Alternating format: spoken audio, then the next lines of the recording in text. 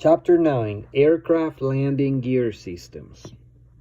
What is the purpose of a torque link in an oleo strut? To keep the wheel in alignment and prevent the piston from coming out of the cylinder. 2. A landing gear shock strut should be inflated with what gas?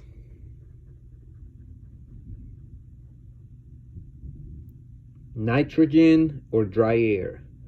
3. What conditions should a mechanic look for during a regular inspection of the exposed piston section of a landing gear? Cleanliness, evidence of damage, and proper extension. 4. What prevents air from leaking out between the two halves of a split wheel assembly? An O-ring. 5. Why are fusible plugs installed on some aircraft wheels?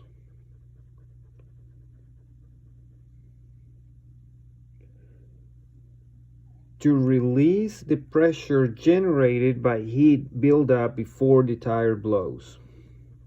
6. What safety precaution must be taken when removing a wheel from an axle or when disassembling a wheel?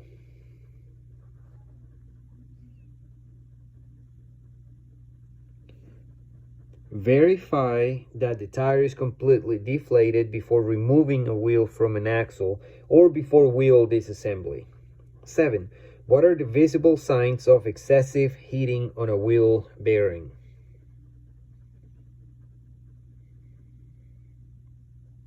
The bearing surface show discoloration.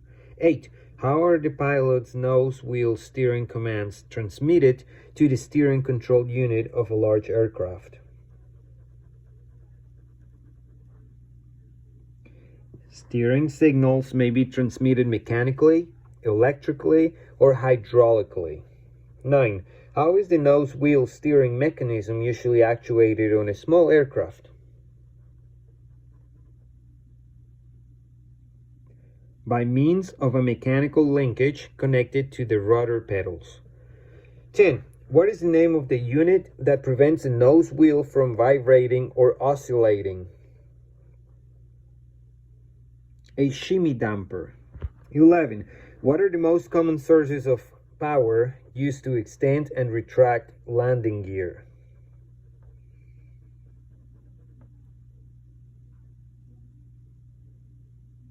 Hydraulic pressure and electric motors.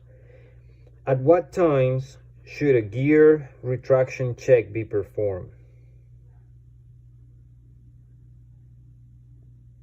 During annual or other inspections and following a hard landing.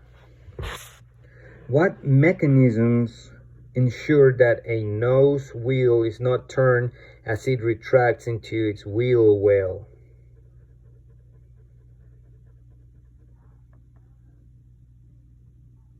Internal centering cams in the strut or an external track.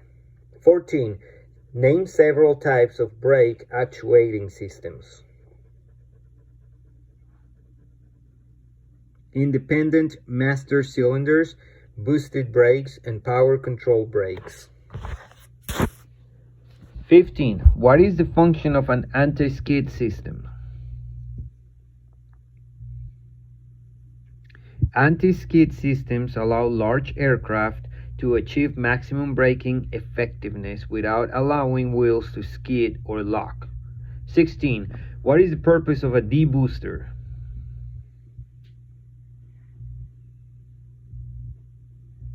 To reduce hydraulic system high pressure to a lower value for more satisfactory brake action.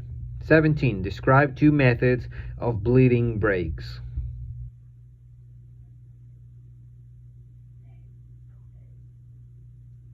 A pressure pod can be attached to the bleeder valve and fluid forced back towards the master cylinder and or reservoir.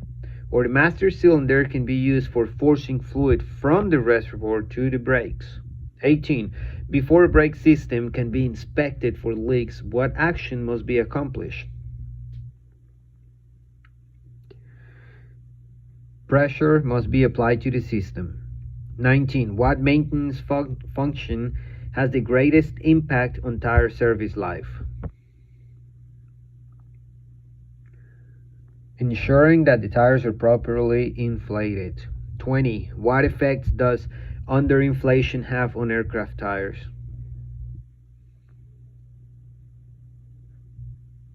Internal heat damage, possibly leading to premature tire failure and more wear on the shoulders than in the center.